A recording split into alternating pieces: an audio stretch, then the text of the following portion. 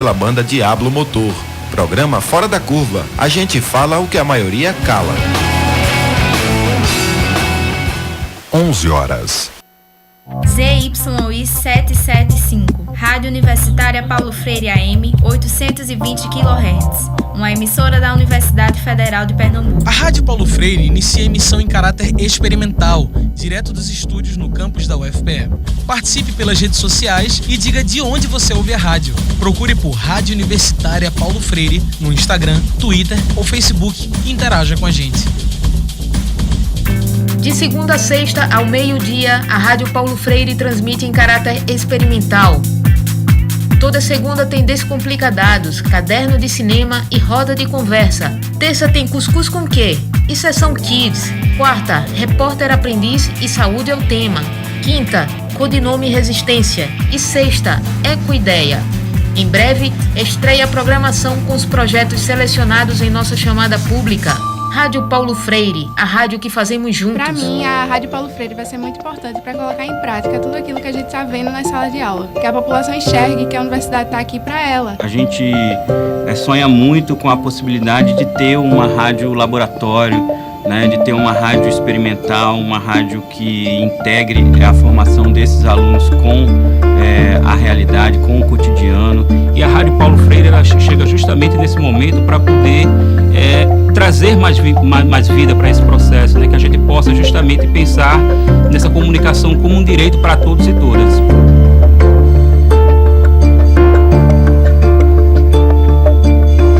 Rádio Paulo Freire, a rádio que fazemos juntos.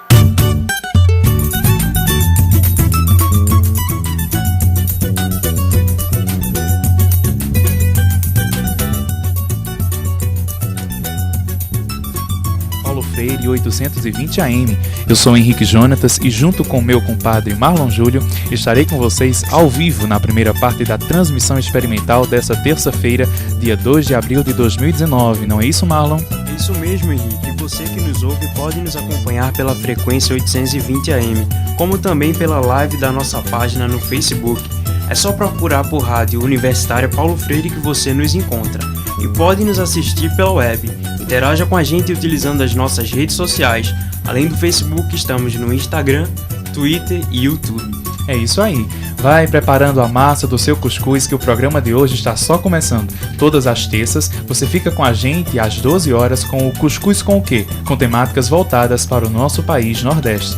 Na transmissão de hoje vamos falar sobre as nossas expressões, gírias e sotaque. Para começar, você tem sotaque, Henrique? Eu tenho sotaque lá do interior, Tenho sotaque de Surubim e ainda uso as gírias, de Surubim e estou aprendendo agora as da capital. Eu sei mais do que a maioria das pessoas, que eu sei as gírias do interior e as do Recife. E olha só, pessoal, para falar mais sobre as gírias e o nosso sotaque, a gente está recebendo o escritor e mestre em linguística Eugênio Jerônimo. Boa tarde, Eugênio, seja muito bem-vindo à Rádio Paulo Freire. Boa tarde, Marlon, boa tarde, Henrique. Obrigado pelo convite, a oportunidade de a gente falar desse assunto, do preconceito linguístico, e dizer que é muito inspirador estar numa rádio cujo nome é Paulo Freire, esse grande educador cujo único mal que quis a este país foi salvá-lo da ignorância pelo predomínio da alfabetização e da cultura. Sem dúvida. É muito bom tê-lo conosco.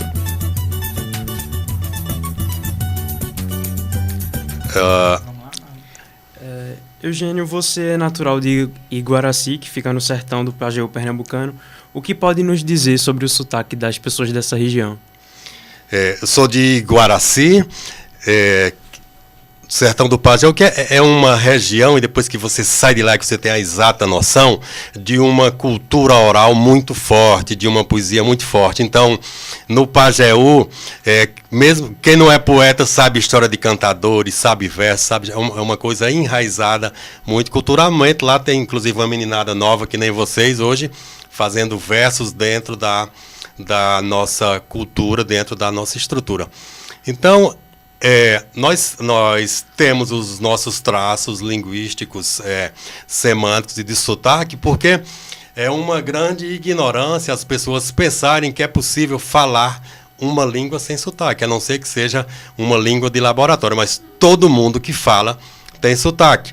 Até o robô da Waze que lê os nossos destinos, por exemplo, se você pede para ir para o McDonald's, o robozinho vai ler. Você chegará em MC Donald em 500 metros. Tem o sotaque dele. Então, o ruim é as pessoas pensarem, por ignorância, que é possível falar uma língua viva sem sotaque. Como também o ruim é querer que um sotaque seja o único correto e que ele prevaleça abafando todos os outros sotaques. Verdade. E como é que são as gírias lá no sertão do Pajeú? Veja, nós temos, por ser uma região que durante muito tempo viveu sem muita ligação, digamos, cultural com os chamados centros mais desenvolvidos, funcionava como uma espécie de repositório de expressões mais antigas da língua. Mas hoje em dia, não é, já para o bem e para o mal, há um contato muito grande desde o rádio, desde a televisão, de forma que você encontrará lá hoje todos os hábitos já e todos os costumes linguísticos e gíria daqui da capital. Bom, as gírias são fenômenos linguísticos utilizados no contexto informal, no dia a dia, muito comum entre jovens, porém, algumas são passadas de geração para geração. E você que nos acompanha pelo Facebook, usa gírias nordestinas? Marmenino, responda nos comentários da live, que daqui para o final do programa a gente quer saber o que você que nos acompanha anda falando por aí. Eugênio, existe um porquê da nossa região ser tão diversificada em relação a esse vocabulário de gírias e expressões? Bom, talvez essa seja uma pergunta melhor explicada pelos historiadores do que pelos linguistas, mas o Brasil era o Nordeste no começo da chegada dos portugueses aqui, não é? Salvador era a capital e aqui você tinha Recife e Itamaracá, como Olinda, não precisa dizer, como os grandes lugares da história, da chamada civilização europeia. Então, se você vai estudar a literatura, a introdução da literatura brasileira nos primeiros anos, você vai estar referindo toda hora Recife, Olinda, Cabo de Santo Agostinho, Itamaracá, Salvador. Então, aqui os próprios judeus que o grande número deles esteve aqui no Recife, então, de maneira que a gente teve todo esse caldo dessa migração dos europeus com os negros escravizados trazidos para cá, mais os índios, e com a entrada de muitas dessas pessoas no sertão, evidentemente lá ficou, como eu disse, uma espécie de repositório da língua mais do português mais arcaico, em razão de que durante muito tempo o contato com os centros urbanos ele não existia da forma como acontece hoje. Existe alguma gíria da sua cidade, Guaraci, que chama a sua atenção? Veja, é difícil porque é muito difícil a gente se afastar da gente mesmo para se ver falando, não é? Mas nós temos todas as palavras que, digamos, que são mais regionalismo do que gíria. Se a gente pensa como gíria, uma expressão que sobrevive durante um certo tempo e depois desaparece. Mas nós temos, por exemplo, umas centenas, digamos, de palavras muito particulares, que nem, por exemplo, desembestado, né? O que é desembestado? É alguém sem freio, é alguém que faz alguma coisa com muita intensidade, não é? Graciliano Ramos, você lembra da entrevista dele, que ele diz: a partir daí desembestei para a literatura, quer dizer, abraçou, partiu sem freio e correu com toda a velocidade para aquela coisa. É correto a gente afirmar que as gírias e o sotaque fazem parte da nossa cultura? Fazem parte, porque o único lugar onde a língua está parada é nas gramáticas normativas, mas a língua viva ela vai se modificando. Acontece que isso é feito com tal sutileza, de maneira que os falantes de uma geração não percebem essas mudanças e de modo que não causa nenhum desequilíbrio no sistema linguístico. Mas a língua ela está sempre mudando, então se você vai enumerar muitas gírias, elas aparecem e depois elas desaparecem, algumas impulsionadas por alguns movimentos. Por exemplo, no tempo dos anos 60 para os anos 70, você tinha uma gíria broto, não é?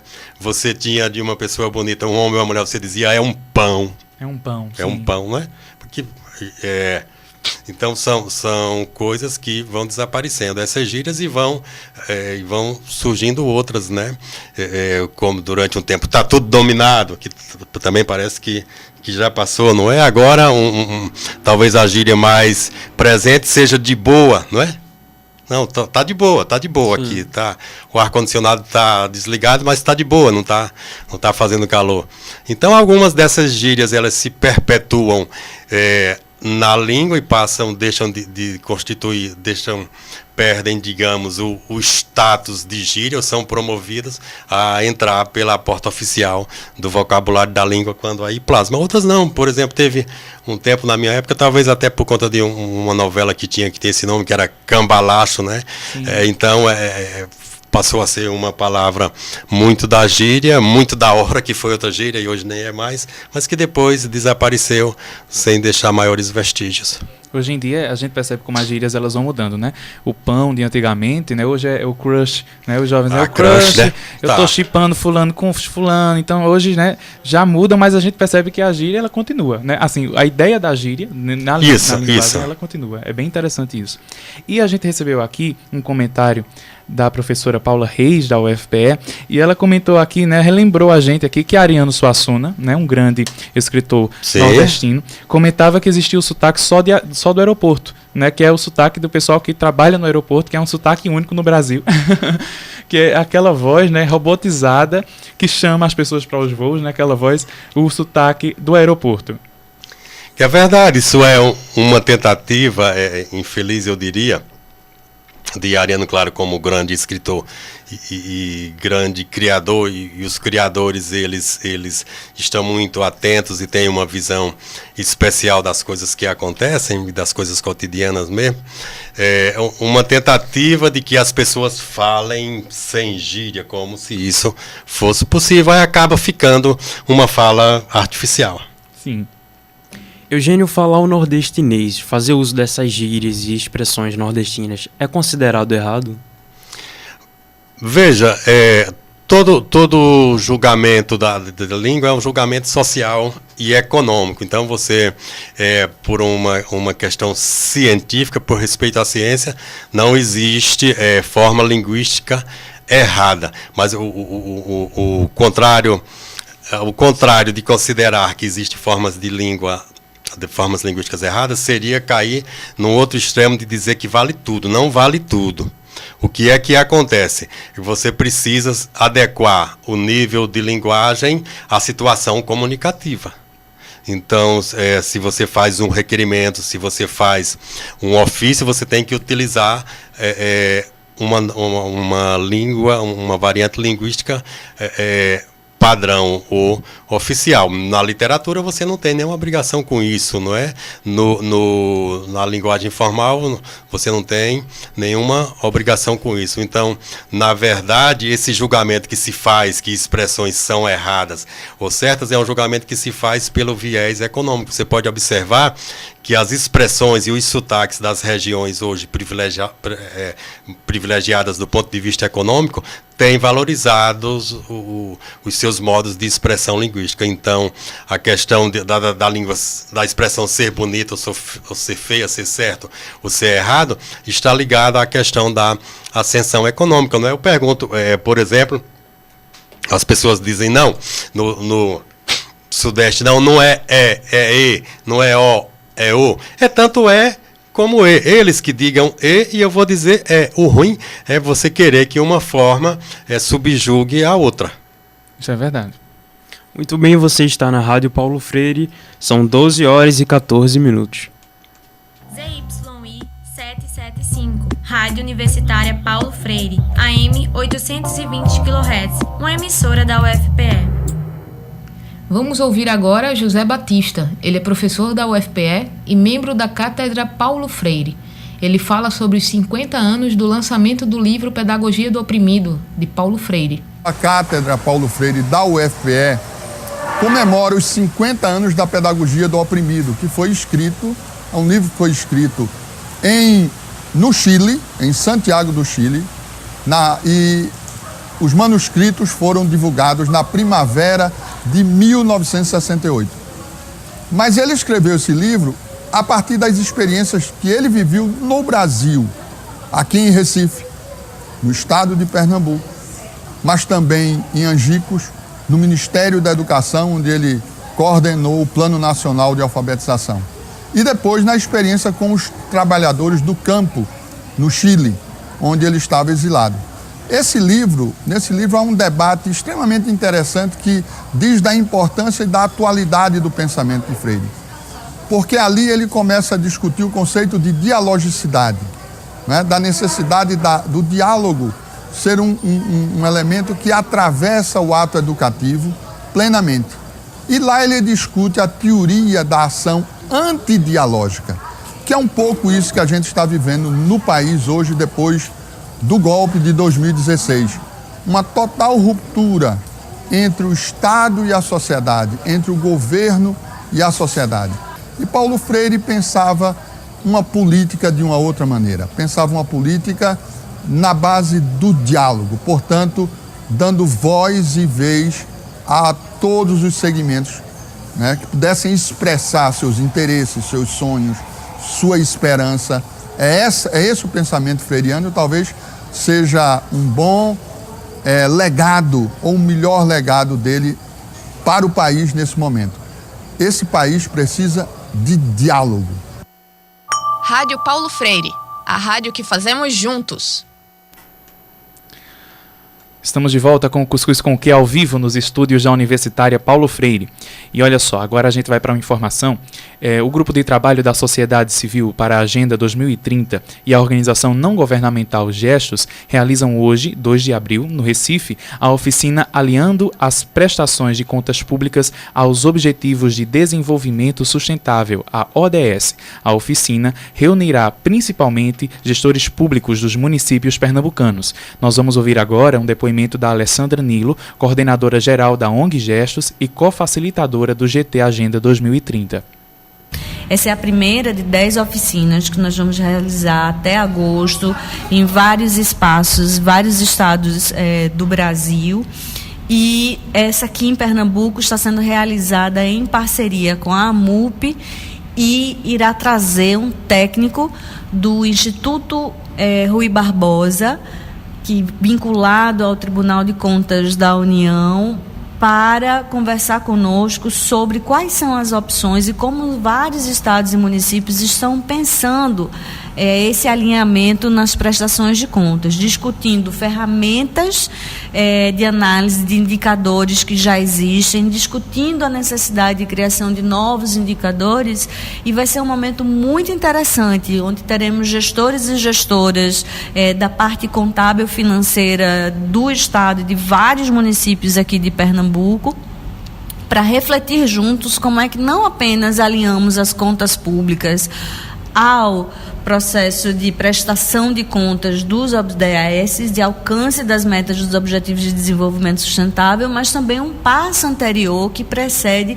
como alinhar as próprias contas públicas e os orçamentos que são definidos a esses Objetivos de Desenvolvimento Sustentável, entendendo que o desenvolvimento sustentável é aquele desenvolvimento que não só nos dá frutos hoje, no presente, mas que se mantém ao longo do tempo e que não causa nenhum dano às gerações futuras.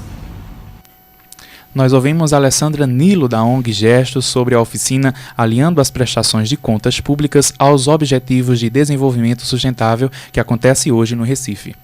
Nós sabemos que todos possuem sotaque, por isso vamos ouvir agora alguns depoimentos da professora Zulina Lira, do Departamento de Fonoaudiologia da UFPE, sobre o sotaque da gente. Nesse primeiro recado, ela nos conta por que existe o sotaque. O sotaque existe porque todo mundo que fala uma língua vai falar com uma forma própria que pode ter uma origem regional. Por exemplo, aqui no Brasil, a gente tem diferentes modos de pronunciar as vogais e as consoantes. No Rio de Janeiro, no sudeste do país, há uma tendência por uma pronúncia de vogais mais fechadas, as vogais médias, melhor falando, especificamente falando. Já no nordeste e norte do país, há uma preferência pela pronúncia dessas vogais de forma aberta. Não só do ponto de vista das vogais e das consoantes, a gente tem as marcas do sotaque, que diferenciam as pessoas e identificam as pessoas conforme a sua origem regional, social. Então, a questão também da prosódia dialetal, ou seja, o contorno melódico, a entoação, identifica se um falante é da Bahia, por exemplo, que é diferente de um modo de pronunciar, de fazer o contorno melódico diferente de um falante do Ceará. E todos são nordestinos, mas tem modos melódicos de entoar essa fala. Além de ter uma pronúncia regional, eu posso ter uma pronúncia particular de pronunciar determinadas palavras, que seria o ideoleto. Ok? Então, assim, o sotaque é natural, é um modo de identidade de uma pessoa, né, de uma comunidade linguística. Então, faz parte como a gente tem a cor do cabelo, a cor dos olhos. Então, é algo natural que pode identificar uma pessoa. A professora Zulina Lira, doutora em Linguística pela Universidade Federal da Paraíba, também nos falou como surgiu seu interesse pelo sotaque. A fonoaudióloga recebeu muitos profissionais de comunicação, como radialistas e apresentadores de TV, que infelizmente queriam perder o sotaque. A opinião da professora Zulina Lira sobre o assunto você acompanha agora. Eu particularmente eu não sou a favor, porque se pensa que a comunicação ela deve envolver confiança e credibilidade, e sotaque é identidade, faz parte da identidade de uma pessoa, então eu entendo de modo diferente que você deve preservar esse sotaque. A não ser quando tem algumas características que não são nem propriamente relacionadas ao sotaque, mas assim, algum desvio na produção de um S, algum desvio fonético, por exemplo, ou então uma ressonância mais estridente que possa comprometer a beleza da fala, preservando a origem dialetal, eu acho que isso deve ser preservado. Aqui em Recife a gente tem diferentes profissionais na mídia que hoje em dia já se apresentam de forma mais natural, usando termos mais coloquiais, que isso também é importante, né? Essa possibilidade da gente trazer, dependendo do contexto de comunicação, que se possa utilizar termos mais regionais. Isso eu defendo isso, acho que é importante, isso passa uma informação, uma notícia de forma mais verídica. Mas assim, sabe-se ainda que o mercado faz exigências às pessoas do meio jornalístico, do meio, os locutores de rádio, a ter uma pronúncia que não é uma pronúncia local, né? Buscando assim o que se chama de sotaque neutro. Eu discordo, porque na verdade não existe sotaque neutro, porque não existe ninguém neutro. A gente sabe que muita gente se esforça para perder o sotaque por achar feio, inapropriado ou até mesmo por exigência do mercado de trabalho. Mas será que forçar um sotaque que a pessoa não tem pode ser prejudicial à saúde da voz, Marlon? Será, Henrique? Quem vai nos responder é a professora Zulina Lira. Escuta só. Na voz pode haver mudanças, assim, em função de um mau uso dessa voz, você não fazer uso de uma boa ressonância, isso pode prejudicar, não ter uma boa resistência vocal. Então isso pode fazer com que haja uma alteração na voz que pode ser permanente. Falar com um volume de voz mais forte do que a situação solicita, entendeu? Que naquela demanda vocal. Então isso é o que pode provocar. Mas assim, mudar o contorno melódico, a não ser que a pessoa esteja fazendo muita tensão associada a essa mudança, mas o contorno em si não vai fazer, né? E é algo que é mais difícil até de ser modificado, é a questão da prosódia dialetal. A gente percebe que locutores de rádio, de televisão, quando são conduzidos a mudar uma pronúncia diferente da sua de origem, é mais fácil fazer uma mudança no que diz respeito às vogais, às consoantes, né? Mas em relação à melodia, muitas vezes eles se traem na melodia, indicando uma origem diferente daquela que eles adotaram para falar na situação profissional. Então, não é fácil realmente modificar, porque é algo que é impregnado desde que a gente começa a ter primeiro contato com a língua. A melodia é o primeiro que o bebê percebe, começa a perceber. E muitas vezes ele ainda não tem uma produção linguística, mas ele tem um contorno melódico já dentro daquela comunidade linguística em que ele está sendo criado.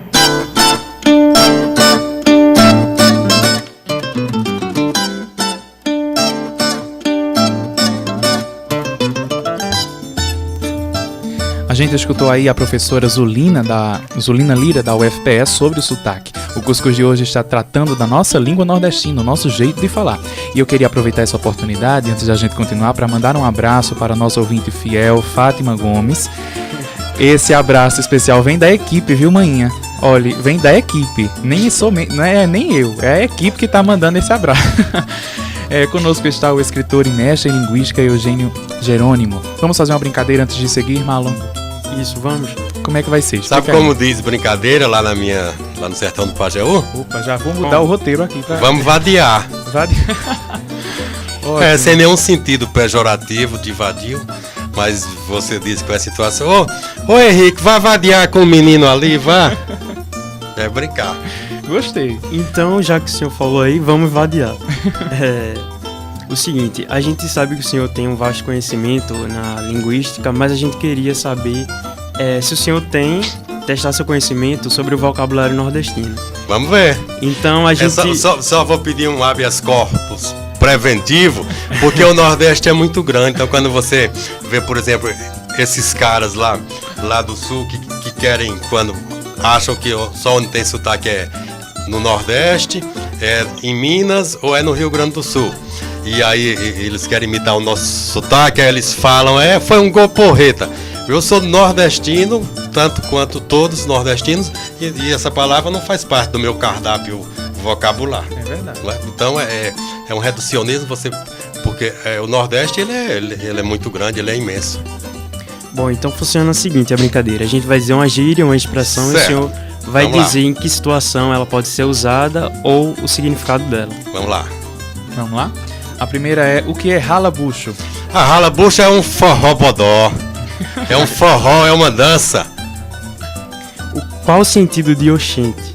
Veja, oxente é uma hipótese bastante provável, é que seja a transformação, a variação do fonema G no fonema X. Então, em vez de se dizer ogente, se disse oxente, o que é bastante plausível, porque inclusive a nossa língua mãe, o galego, nela você não tem o som do J, do X, você tem o som de X, então lá não se diria gente, se diria xente. Não significa que isso foi importado diretamente, mas como uma possibilidade de realização fônica, do jeito que se disse lá, a gente disse aqui o X em vez do X. E o que é arengar? Arengar é brigar, é discutir, é discordar, seja de forma verbal ou de forma física mesmo. O que é bexiga lixa? A bexiga lixa, todo um repertório nosso baseado nas doenças, nos males. E aí uma coisa interessante é que bexiga lixa você usa em extremos. Tanto pode ser uma coisa ruim, tipo o time ruim da bexiga lixa, como pode ser uma coisa de valoração positiva. Que cozido bom da bexiga lixa. E o que é molesta? Molesta também vai nesse mesmo sentido de bexiga, né? O cachorro da molesta. Que significa, que pode significar alguém com um talento superior e que você pode utilizar tanto nas situações positivas como nas situações negativas. Eugênio, o que é mangar? Mangá é caçoar, é rir, não é que hoje eu acho que se diz zoar, ainda se diz, é atual ainda, tirar onda, sim, não é? Trollar, né? Tem um sentido mais recente, você vê o Nordeste como é grande, no sertão, no Pajéu pelo menos se dizia empinjar, e em Aracaju se diz enjoar. E o que faz uma pessoa se tornar buliçosa ou buliçoso? Buliçoso é aquele inquieto, né, que mexe em tudo, chega nesse birô, aperta aqui, mexe no computador, olha ali, tira o celular, liga. É uma pessoa de comportamento irrequieta. O que é ou em que situação a gente pode utilizar a expressão botar para lascar? Então, essa é científica, é fazer alguma coisa com muita intensidade, não é? Dedicar muita energia àquilo que você está fazendo, ou talvez numa gíria mais atual, botar no modo hardware.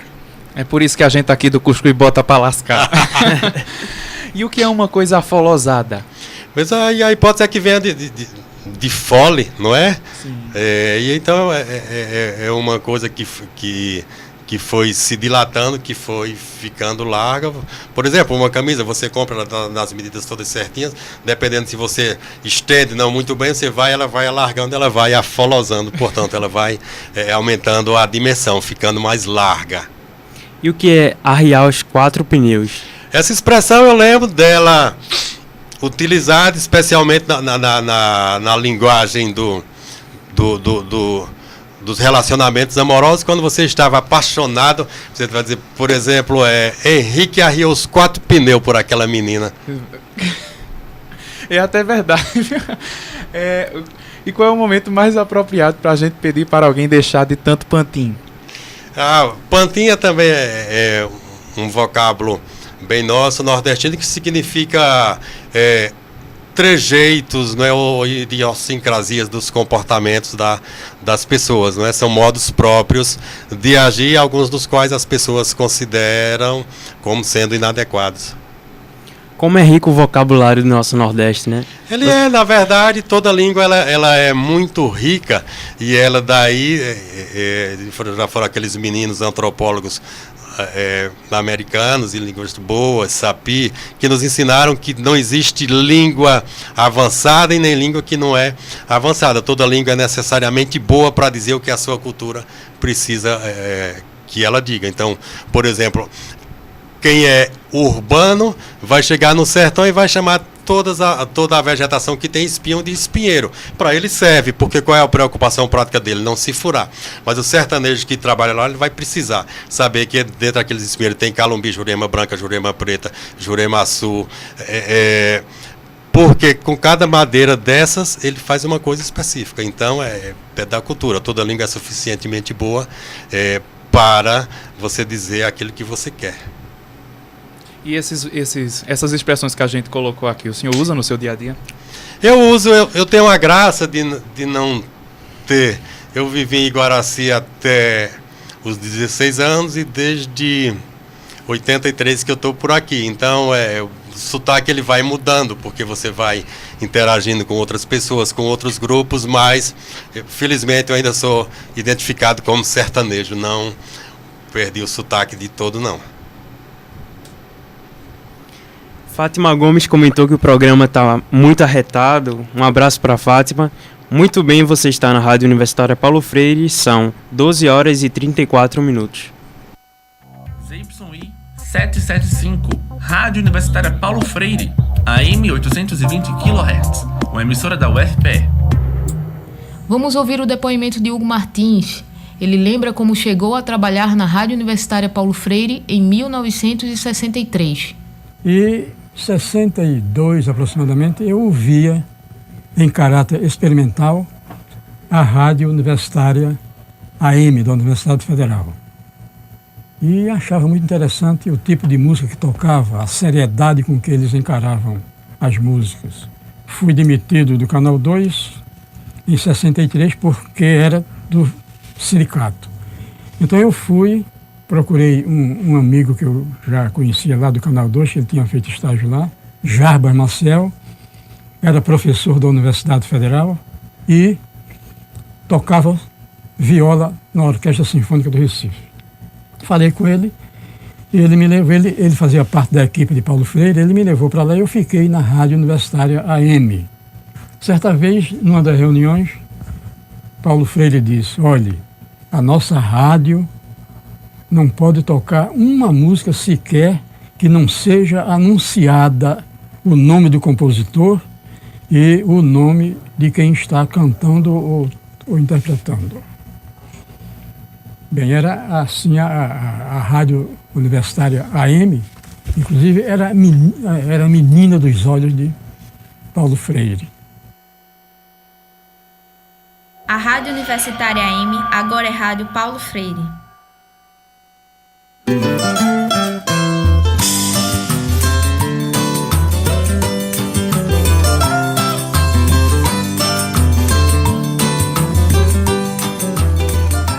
Estamos de volta ao vivo com o Cuscuz Coquê nos estúdios da Rádio Universitária Paulo Freire 820 AM. Estamos recebendo hoje o escritor e mestre em linguística Eugênio Jerônimo. Mas antes de a gente continuar, professora Adriana, um beijo para a senhora que está nos acompanhando aí e muito obrigado pelo seu carinho. Vamos lá? Um abraço, Adriana. Tem uma aula hoje dela. Olha aí, viu? Seu aluno tá aqui, viu? qualquer errinho aqui, a Adriana puxa na orelha agora de tarde. Verdade. Eugênio, o que você pensa sobre o preconceito com a nossa forma de falar, nosso jeito de expressar? Marlon, o preconceito linguístico, na verdade, é a expressão, a consubstanciação do preconceito social. Então, a língua é o veículo em que circula o preconceito social, porque, na verdade, o preconceito linguístico ele está intimamente ligado ao preconceito da sociedade. Então, quando algumas pessoas do sul ou sudeste chamam Paraíba com todos os habitantes do nordeste, ou seja, é como se igualasse, se tirasse as individualidades das pessoas, as suas características para atingir de forma pejorativa, chamando todo mundo de Paraíba. Outros exemplos que você tem na língua, e como em todos os preconceitos, o perverso do preconceito é a naturalização, ou seja, que até pessoas informadas e de um alto nível de formação oficial acabam utilizando essas expressões sem nem se dar conta disso. Então as pessoas dizem, por exemplo, gelo baiano, que é um bloco de concreto, como se o baiano fosse tão burro que tomasse aquilo por gelo. Ou como, infelizmente, é comum as pessoas dizerem: não, final de semana foi ruim, um programa de índio danado. Como se, intrinsecamente, as coisas que os índios fazem seja uma coisa ruim. Então, na verdade, o preconceito linguístico, ele é a consubstanciação, é a forma de expressão do preconceito social e que está intimamente ligado ao poder econômico. Então, a forma de falar, a forma de expressão das sociedades, dos grupos sociais mais prestigiados do ponto de vista econômico e intelectual, acabam ganhando prevalência e as pessoas acabam atribuindo a esses grupos sociais como se fossem aqueles que dominam uma forma de falar correta, o que é profundamente equivocada. Muito bem. A gente precisa se envergonhar da nossa forma de falar? Não, a gente precisa se orgulhar como indivíduo, não é? A gente tem que defender as nossas características, é isso que nos constitui. Imagine eu que sou de Iguaraci, que digo nesta sexta, chegar aqui e falar nesta sexta. Veja, não é que a pessoa não possa dizer isso, mas quem é de uma região que fala assim, tudo bem. Mas se eu disser, eu estou fazendo uma caricatura de mim mesmo. Isso acaba acontecendo, às vezes, muito no mercado da comunicação, hoje menos, felizmente, mas por pressão oficial e às vezes por indução, por pressão oficial, porque as pessoas ficavam sabendo que se fossem fazer um teste para televisão e jornalistas e falasse com o chamado sotaque nordestino, não teriam chance. Aí cometiam o crime de ir para um fonoaudiólogo para esterilizar a língua dos sotaques e falar uma língua sem sotaque. Felizmente, a gente observa que hoje mesmo as grandes cadeias nacionais de televisão permitem, o que é muito bom, que os repórteres eles falem os seus sotaques. Então, por exemplo, você assiste hoje a repórter falando com o seu sotaque normal do Nordeste, os repórteres de São Paulo que falam aquele R que antes não era admitido, né? Que é um R que a gente chama retroflexo, aquele R que a gente fala e quase se engasga, tipo porta. Não é? Carne. Que eu nem sei falar direito, né? Porque isso para mim é uma língua estrangeira. Mas o bom é que se respeite e que se perceba que a língua constitui a individualidade das pessoas. Sim. O que o senhor pensa sobre a forma muitas vezes pejorativa da mídia, das novelas, representarem o povo nordestino? É ruim como em toda arte, quando há uma caricatura, não é preciso que a coisa seja feita com profundidade.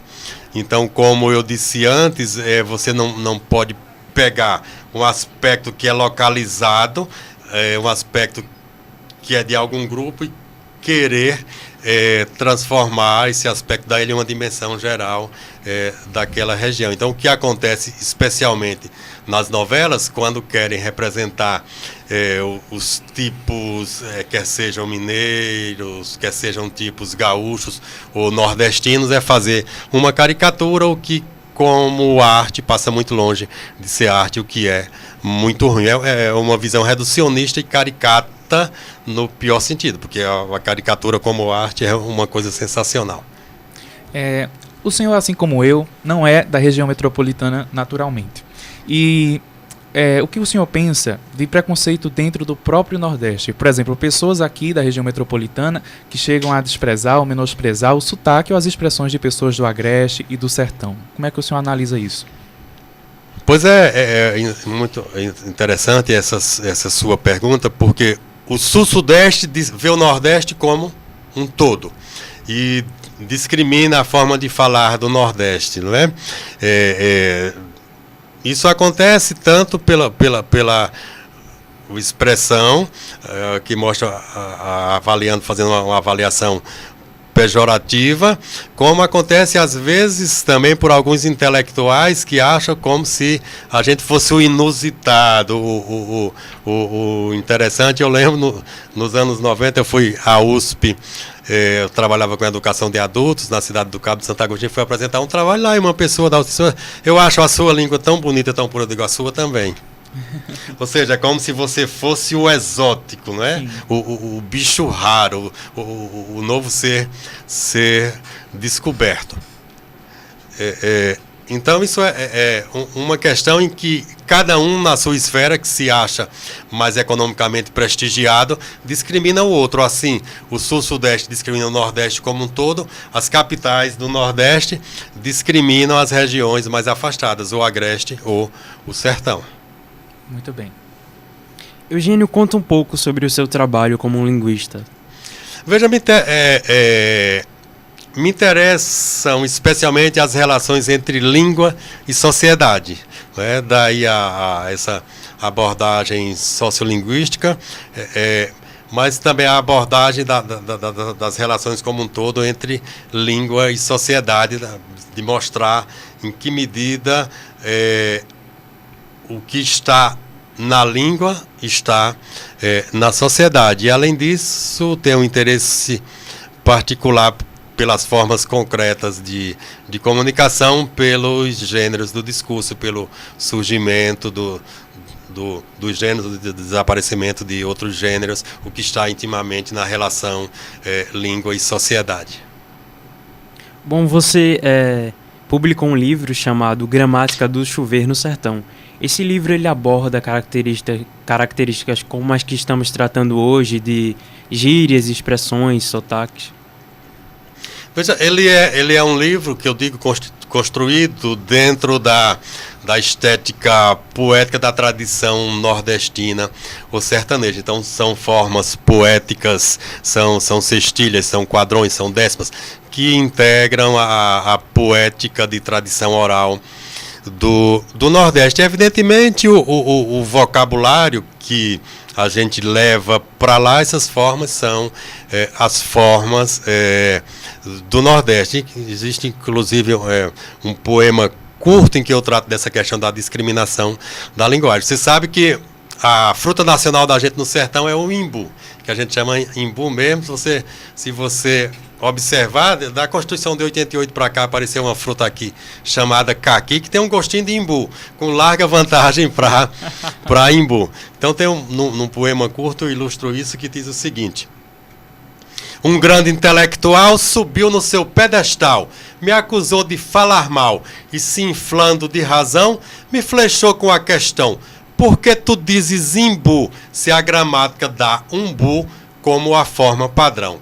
Na bucha mesmo lhe disse quem viveu a meninice de astúcia e peraltice entre as frutas do sertão. Tem clara a convicção de que imbu é mais doce. Só isso, pronto, acabou, está explicada a questão. É o único programa da Paulo Freire que tem auditório. Eugênio, você publicou também outro livro chamado O que eu disse e o que me disseram, Improvável Vida de Geraldo Freire, uma biografia sobre esse grande radialista do nosso estado. Foi desafiador escrever sobre ele?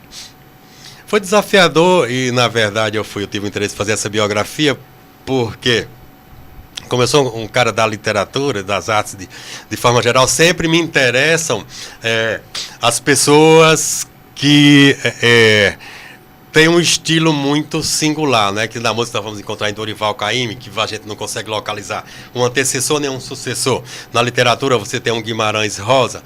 No rádio você tem Geraldo Freire, guardado as devidas proporções. Não estou dizendo nem que ele é Dorival Caymmi, nem que ele é Guimarães Rosa. Ele mesmo sabe dessa dimensão. Mas ele tem um estilo muito próprio, não é? Ele é um exemplo que traz que não está preocupado com essa coisa do sotaque e que traz para o rádio a língua própria que ele fala. Bom, eu tive o prazer de conhecer o Geraldo Freire pessoalmente e eu percebo que ele foge desse perfil convencional de radialista. Ele realmente carrega o nosso sotaque, ele utiliza nossas expressões. Isso foi abordado na bibliografia que você escreveu?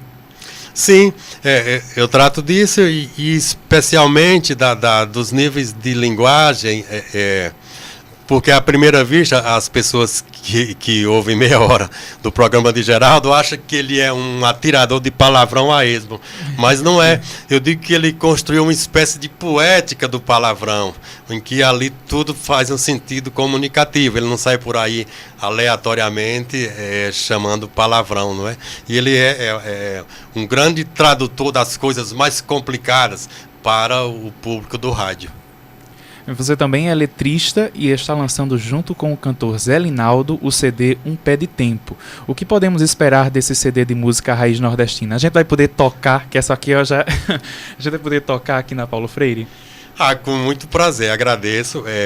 Pelo espaço, pelas letras não garanto muita coisa não, que são minhas, mas pelas melodias, eu prometo, pode gerar expectativa positiva, que é de um grande compositor, Zé Linaldo, que é da Mata Sul, daqui de Palmares, e que eu acho ele um grande criador. Então são músicas da chamada tradição nordestina, então você tem aboio, tem baiões, tem cantoria, em que a gente resgata esse valor cultural da nossa música, procurando, tendo a dimensão de que é uma letra de música que precisa ter uma forma mais simples, inclusive, de o ouvinte lidar e se apropriar disso, mas tentando imprimir toda a carga poética que seja possível e também coisas do nosso vocabulário, né? Por exemplo, a gente tem um aboio. Mas não se assuste que eu não vou cantar, que eu sou a pessoa que mais gosta de música no mundo, mas sou a mais desafinada. Eu vou cantar uma coisa, sai outra. Então a gente tem um aboio chamado Memória de Gado, que diz: existi desembestado, vivia pegando prado. Então, que são termos bem da nossa região, desembestado e pegando prado. Como a gente tem uma outra música que se chama Meizinha do Tempo, né? Meizinha é uma palavra muito nossa, né? Porque a gente diz que o tempo tudo cura, né? Então, daí a Meizinha do Tempo. Muito bem. Bom, já estamos nos aproximando do final, mas antes, professor, como que as pessoas poderiam conhecer um pouco mais sobre o seu trabalho? Dentre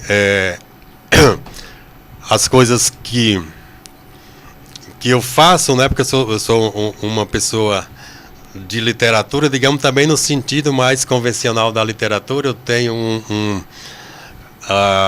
um livro de contos que lançado em 2008, que é uma coisa completamente diferente desses outros livros, que é um conto de violência urbana, mas não é um Bandeira 2, são coisas transfiguradas, que chama-se Aluga-se Janela para Suicidas. Então, que são todos contos nessa ambiência da violência urbana.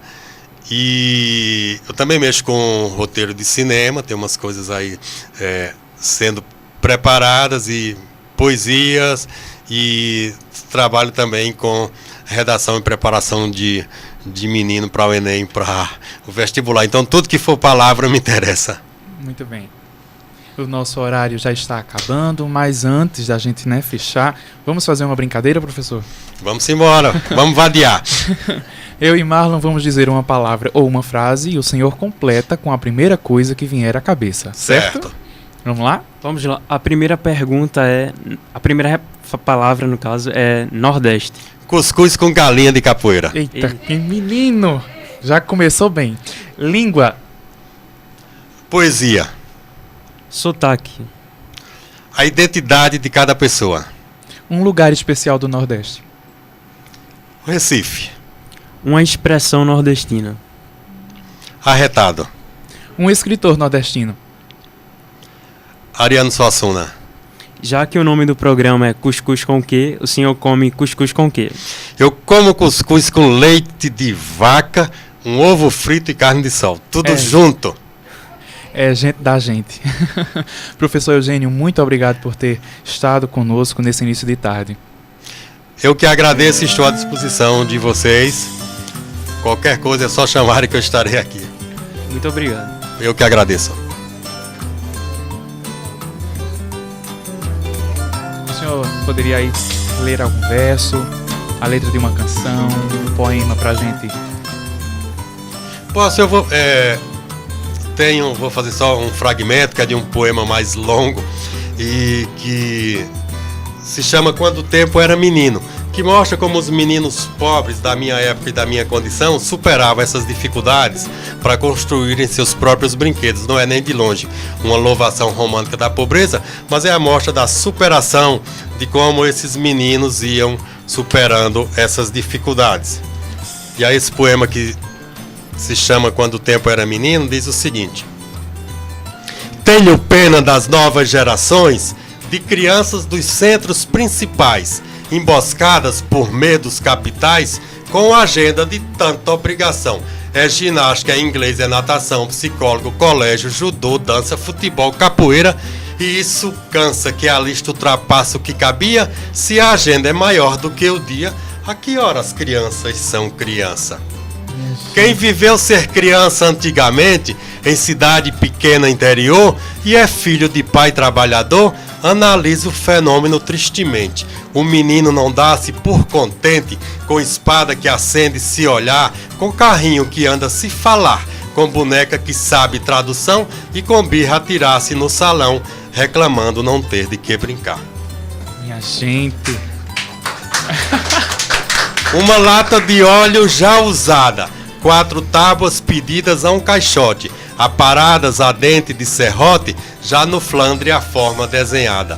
Prego, lata, madeira, está montada, do opala estrutura em perfeição. 2 aspas compõem a suspensão, para-choque, painel, minúcias todas, havaianas emprestam 4 rodas e um barbante comprido à direção. Minha gente. Assobio começa outra jornada, pés descalços se afogam na areia, fascinados com uma bola de meia, 10 meninos jogamos na estrada, a plateia de bode está lotada, vem um craque e avança em currupio, dribla um poste, um pé de tamboril, no imponente zagueiro da embuia, dá com classe humilhante banho de cuia, faz o gol que Pelé não conseguiu. Ressoava uma voz pelo quintal, vigilância infalível que não tarda, era a mãe para tirarmos nossa farda, estendendo outra roupa no varal. Triste azul amassado do tergal, pobres brancos de fios violados, rotos congas com línguas já cansados. Perdoar tanto grude terra vária, só milagre de água sanitária, com carinhos de mãe muito extremados. Ninguém tinha um brinquedo fabricado, mesmo o básico a pobreza nos negava, que era enorme, porém não superava. Fantasia, invenção, nem o sonhado. Mundo feito de modo improvisado, com engenho, com arte e com vontade. Feita em casa nossa felicidade, nenhum medo nos tinha por escravo. Se o bolso era falto de centavo, nossas pernas corriam liberdade. Minha gente! Isso é o espírito que o cuscuz precisa. Só tem que vir aqui mais vezes. É com prazer. Professor, o senhor, além de letrista, de linguista e trabalhar com redação, escritor, o senhor também está compondo um musical chamado Som do Sangue. Eita, eu tava esquecido disso. O senhor pode falar sobre isso? Tava esquecido disso, agora você botou pressão porque faz tempo que eu não trabalho nisso, tenho que terminar.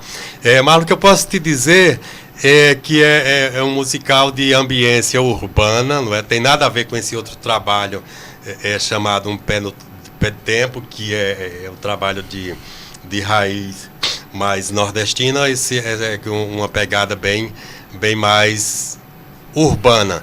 E eu estava com meu parceiro, com o Zé Linaldo, a gente tinha composto umas 10 músicas, todas dentro dessa ambiência da violência urbana. E aí me ocorreu, bom, dá para entrelaçar uns fios aqui e transformar isso num musical. E aí qual é a minha preocupação? É que o roteiro do musical não seja apenas um pretexto para emendar as músicas. Vai ter que ter uma história que realmente se justifique, mas é um musical dessa nossa realidade urbana. Dentro das músicas tem uma personagem para quem um outdoor da favela fala, não é? Que diz o outdoor com o menino fazendo a publicidade de roupa de marca e dizendo para o menino da favela: perdeu o Playboy.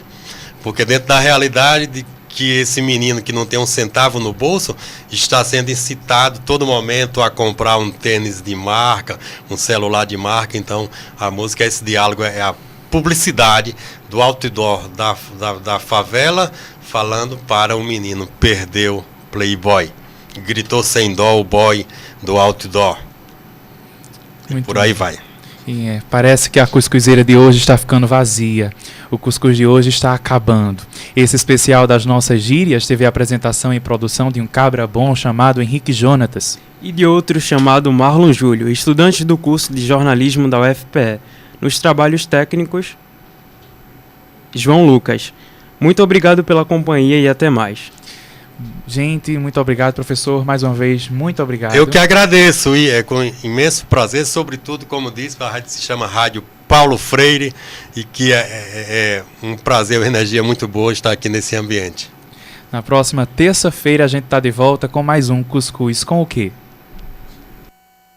Rádio Paulo Freire, a rádio que fazemos juntos. Vamos ouvir o depoimento de José Mário Ostregésilo.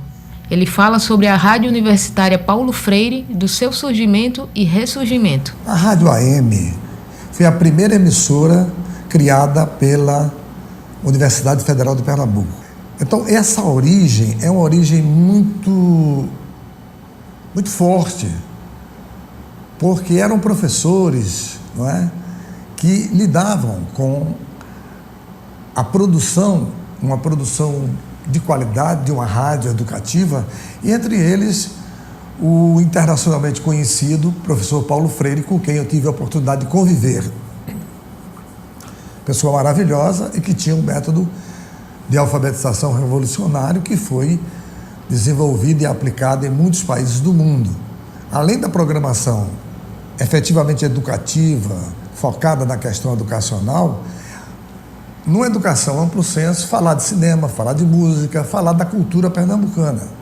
A rádio volta com a característica da sua história, da sua origem. Uma rádio feita pelos professores, feita pelos alunos e feita também pela sociedade civil. De modo que a denominação Rádio Paulo Freire é justíssima e eu vejo um sonho realizado. Eu me sinto muito feliz e até muito emocionado com a volta dessa rádio, da forma como ela está voltando. De segunda a sexta, ao meio-dia, a Rádio Paulo Freire transmite em caráter experimental. Toda segunda tem Descomplica Dados, caderno de cinema e roda de conversa. Terça tem Cuscuz com Quê? E Sessão Kids. Quarta, Repórter Aprendiz e Saúde é o tema. Quinta, Codinome Resistência. E sexta, Ecoideia. Em breve, estreia a programação com os projetos selecionados em nossa chamada pública. Rádio Paulo Freire, a rádio que fazemos juntos. A Rádio Universitária AM agora é Rádio Paulo Freire.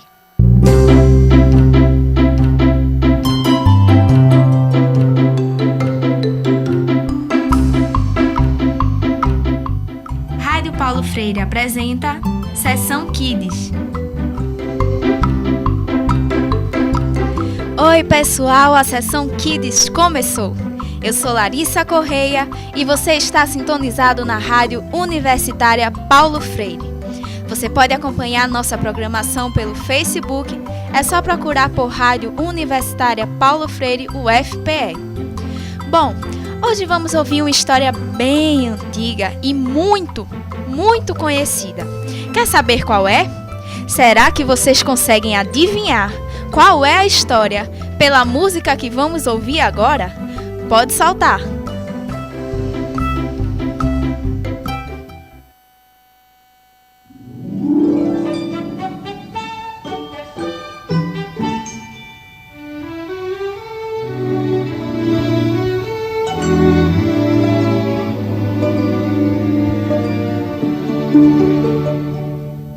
Pela estrada fora eu vou bem sozinha, levar estes doces para a vovozinha. Ela mora longe, o caminho é deserto e o lobo mal passeia aqui por perto. Mas à tardinha, ao sol poente, junto à mamãezinha dormirei contente. Pela estrada fora eu vou bem sozinha, levar estes doces para a vovozinha. Ela mora longe, o caminho é deserto e o lobo mal passeia aqui por perto. Mas à tardinha, ao sol poente, junto à mamãezinha dormirei contente.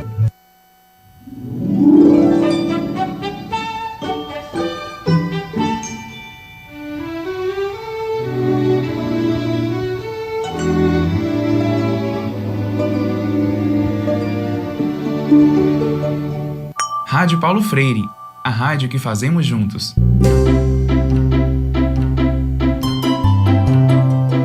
E aí, já sabe que história vamos ouvir? A gente escuta agora Chapeuzinho Vermelho, interpretada pelo Teatro Disquinho. É hora da história!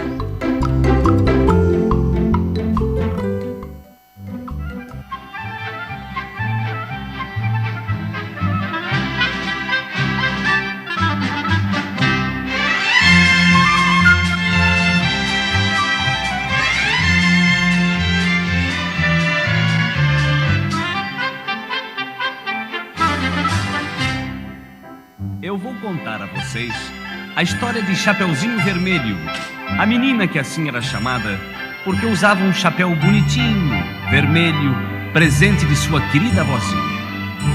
Chapeuzinho Vermelho morava com sua mamãezinha em uma das mais bonitas casas da aldeia.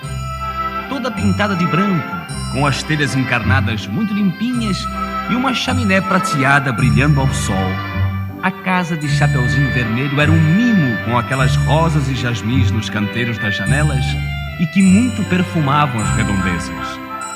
Chapeuzinho Vermelho costumava apanhar lenha perto do bosque e tomava banhos no rio que passava junto à aldeia. Mas um dia, os caçadores voltaram assustados, avisando a toda a gente.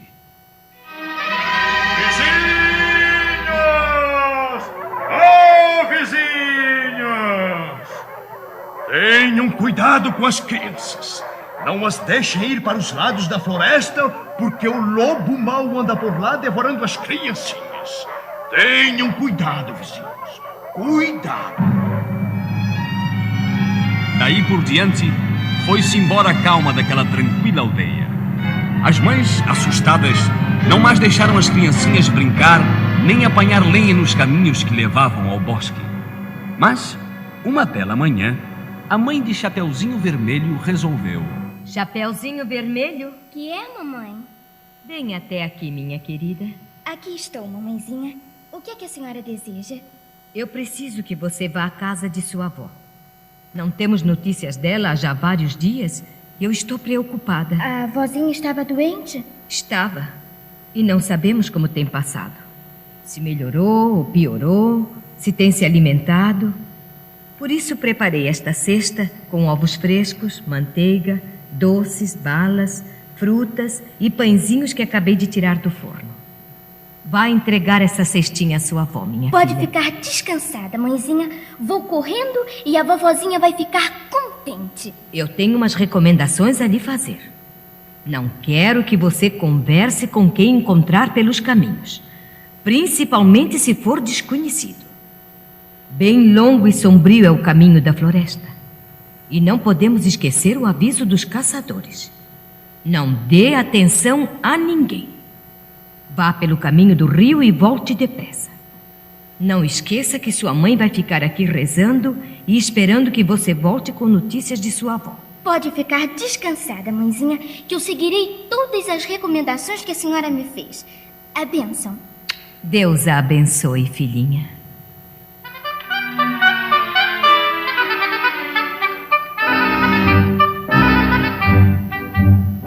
Depois de amarrar o seu chapéu em volta do pescoço, Chapeuzinho Vermelho enfiou a cesta no braço e saiu em direção ao caminho do rio, que também levava à casa de sua vozinha. Ia feliz a cantar.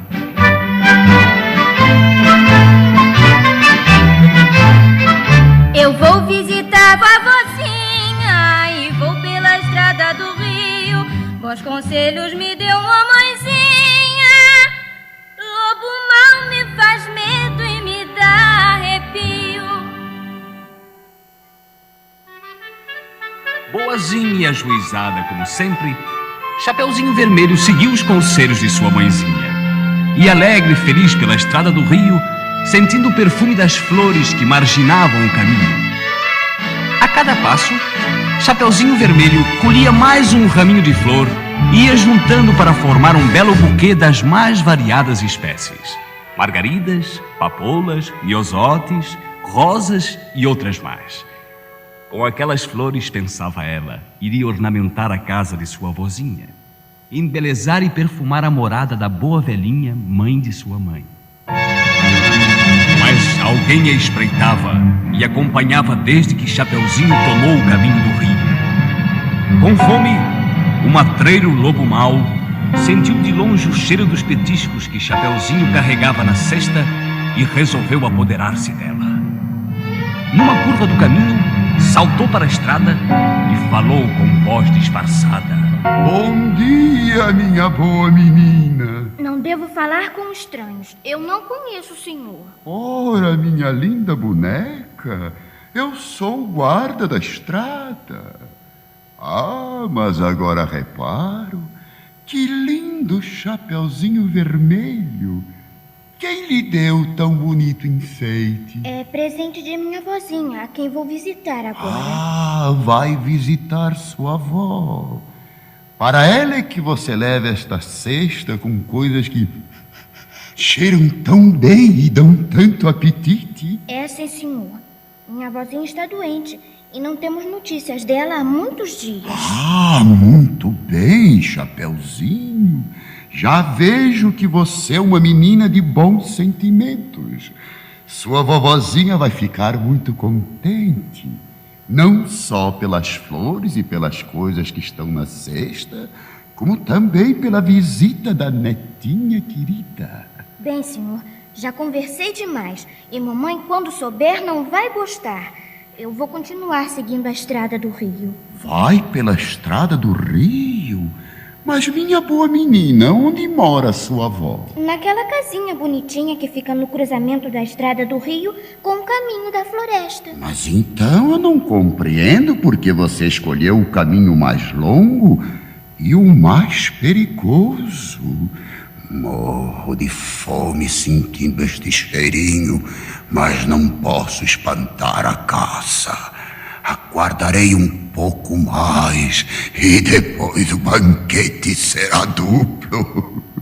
Minha boa menina, a estrada do rio está cheia dos bichos que vêm procurar água. É um perigo. É, senhor guarda, mas os caçadores avisaram que o lobo mau está de tocaia na estrada da floresta. Avisaram na aldeia para que ninguém passasse por lá. Bobagem, bobagem. O lobo mau foi corrido da floresta há muito tempo. Os animais estão festejando o acontecimento desde que ele se mudou. O senhor jura que é melhor eu ir pela estrada da floresta? O senhor é guarda e deve saber. Dou-lhe minha palavra de guarda. Não vá pela estrada do rio, porque nela o perigo é maior. Bem, seu guarda, eu vou seguir o seu conselho. Obrigada pelo aviso. Vá, minha boneca apetitosa. Como disse? Minha boneca mimosa. Ah, que susto o senhor me pregou. Bem, adeusinho, seu guarda. Adeus, Chapeuzinho. Até a vista.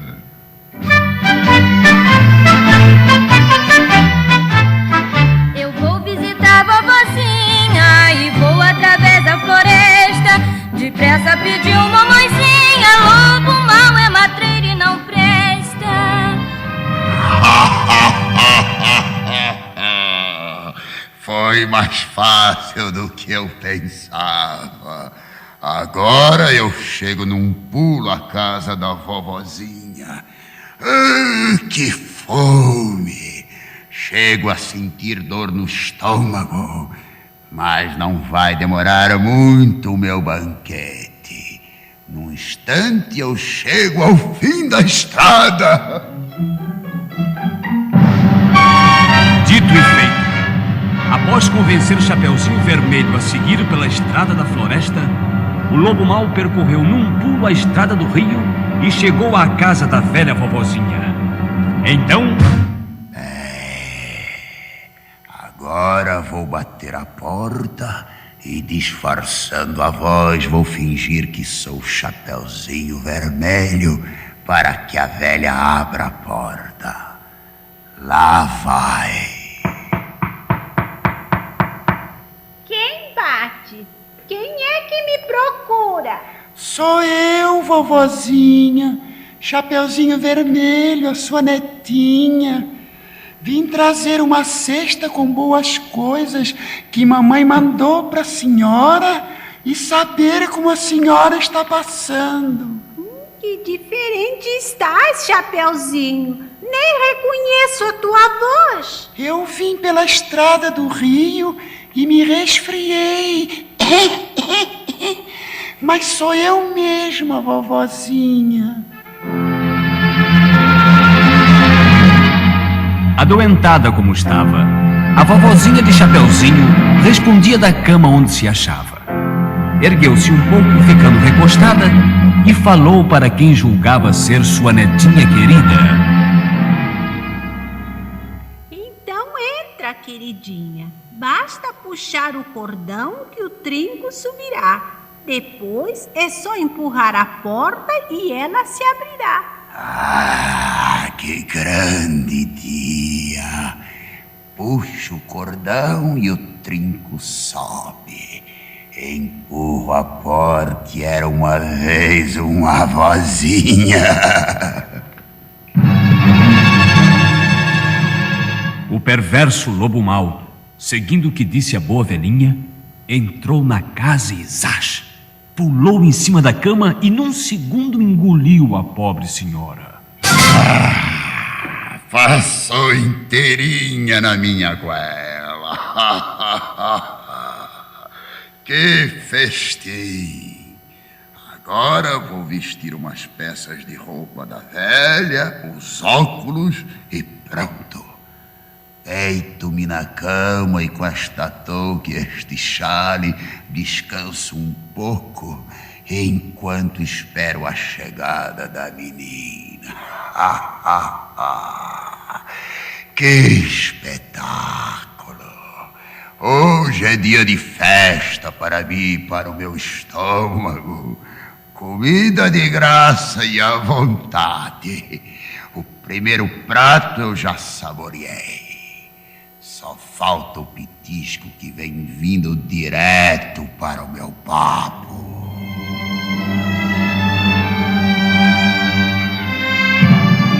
Por onde andaria Chapeuzinho Vermelho? Depois que saiu da estrada do rio para seguir pelo caminho da floresta, Chapeuzinho vinha já por perto da casa de sua vozinha e imaginava como seria recebida. Será que vovó está passando bem? Atrasei-me um pouco mudando de caminho, mas valeu a pena. Não fui surpreendida pelo lobo mau e pude chegar até a casa da minha avó. Posso imaginar como a minha querida vovozinha ficará contente por me ver. Como vai ficar encantada com as flores e os doces que mamãe mandou trazer para ela. Assim, Chapeuzinho Vermelho chegou ante a porta da casa de sua avó. Mal podia imaginar o que aí se passou e quem a estava esperando lá dentro. Então...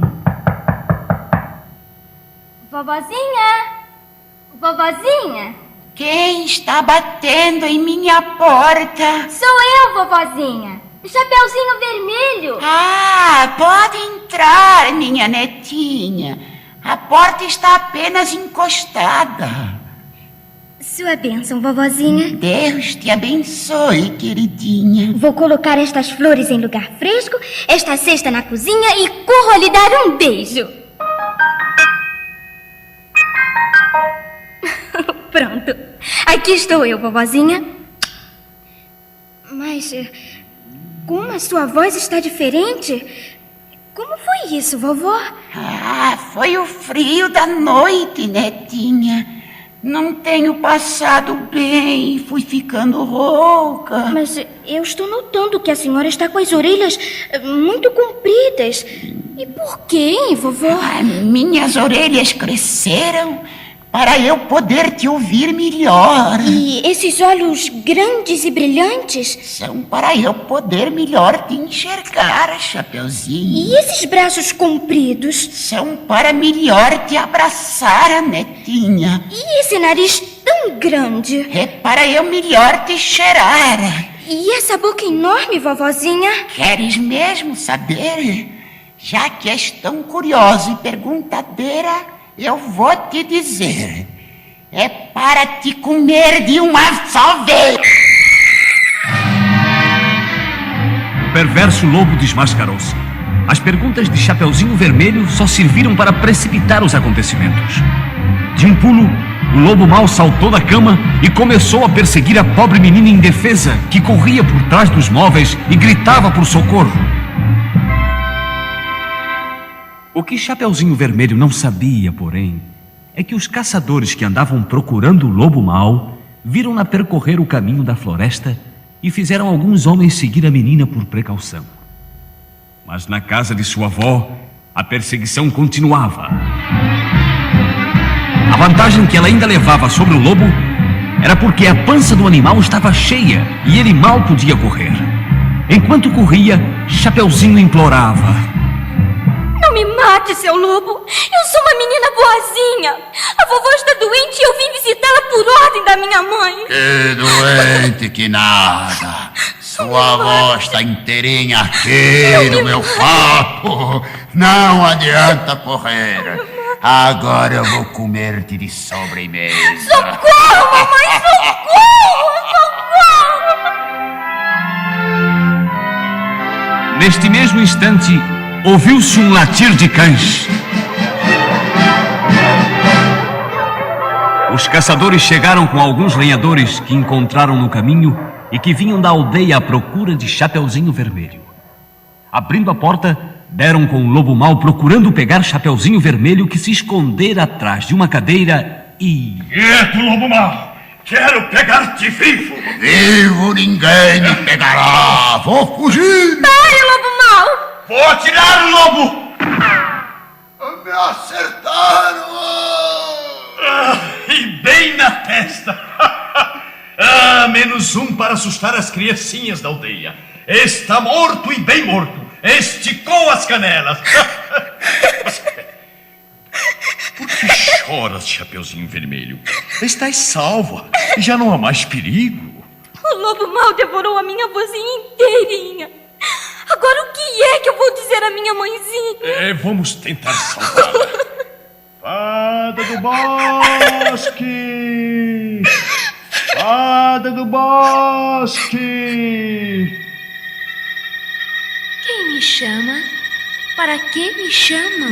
Precisamos da senhora para salvar a vozinha de Chapeuzinho Vermelho. Usem suas facas e com cuidado abram a barriga do lobo mau. Todos juntos. Assim. Pronto. Ei-la aí, inteirinha e salva. Ainda respira e ficará boa. Muito obrigada, fada do bosque. Muito obrigada. Nada tens que agradecer, Chapeuzinho Vermelho. Só quero lembrar-te de que o de mais sagrado existe no mundo são os conselhos de tua mãezinha.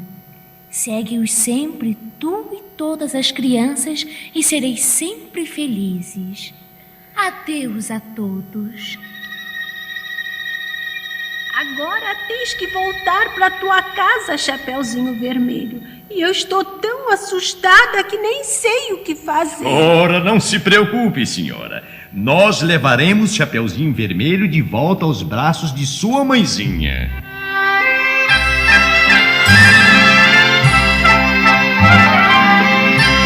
A avózinha ficou boa depois da visita da fada do bosque.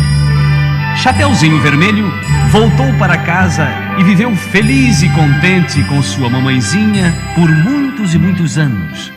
E a floresta toda passou a viver mais alegre e festiva sem a presença do lobo mau. Esta é a verdadeira história da menina a quem chamavam Chapeuzinho Vermelho.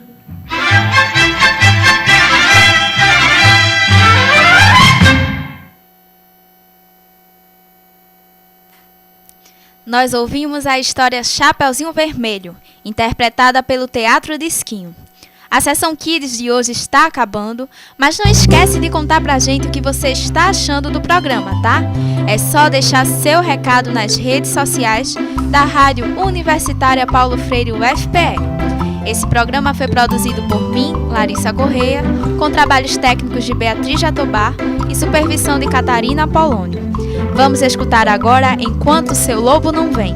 Até a próxima!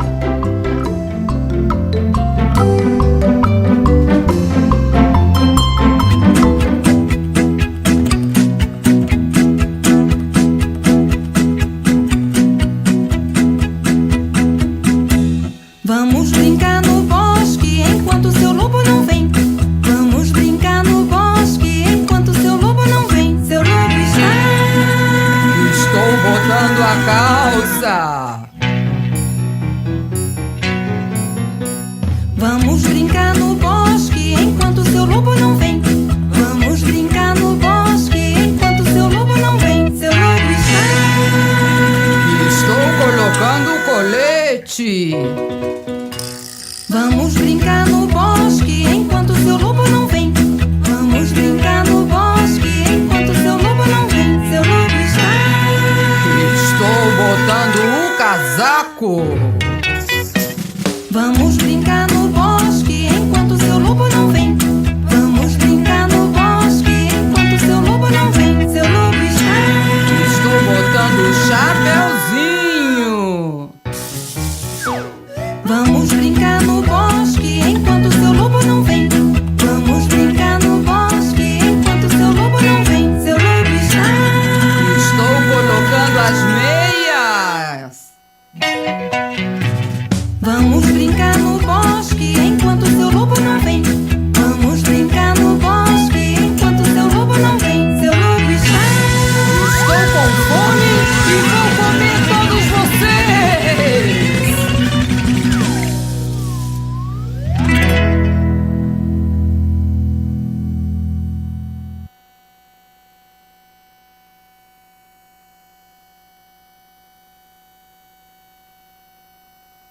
Rádio Paulo Freire, a rádio que fazemos juntos. Nesta quarta, a Rádio Paulo Freire transmite Repórter Aprendiz e Saúde é o Tema, a partir de meio-dia. Sintonize a AM 820 kHz ou assista ao vivo na nossa página no Facebook. Direto dos estúdios no campus da UFPE, a Rádio Paulo Freire encerra sua emissão em caráter experimental, mas seguimos nas redes sociais. Procure por Rádio Universitária Paulo Freire no Instagram, Twitter ou Facebook e interaja com a gente.